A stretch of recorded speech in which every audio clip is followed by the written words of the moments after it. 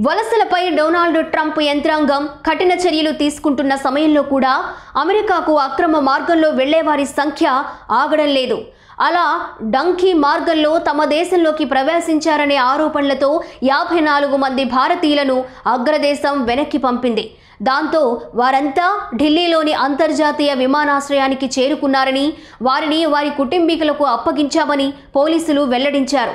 ఈ 54 మంది భారతీయుల్లో అత్యధికులు హర్యానాకు చెందినవారే ఉన్నారు. కర్నాల్, ఖైతాల్, అంబాలా, యమునానగర్, కురుక్షేత్ర, జింద్, సోనీపత్ నుంచి డంకీ రూట్లో అమెరికా వెళ్లినట్లు పోలీసులు తెలిపారు. అయితే ప్రస్తుతానికి వారిని పంపించిన ఏజెంట్లపై మాత్రం ఎలాంటి ఫిర్యాదు అందలేదు. అక్రమ మార్గంలో విదేశాలకు వెళ్లొద్దని, దానివల్ల కొత్త సమస్యలు కొని తెచ్చుకోవద్దని పోలీసులు సూచించారు. విదేశాలకు అక్రమంగా వెళ్లేందుకు అనుసరించే మార్గాన్నే డంకీ రూట్గా వ్యవహరిస్తుంటారు.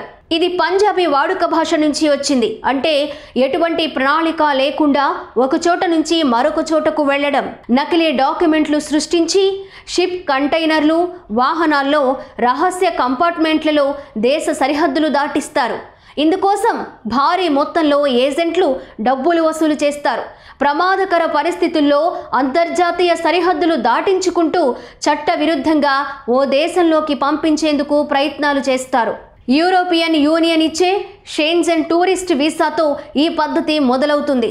దీనివల్ల 26 దేశాల్లో తిరిగేందుకు వీలుంటుంది. నకిలీ దస్త్రాలు లేదా వాహనాల్లో రహస్యంగా యూకే లేదా అమెరికా దేశాలకు వెళ్లేందుకు అక్కడ కన్సల్టెంట్ల సాయం తీసుకుంటారు.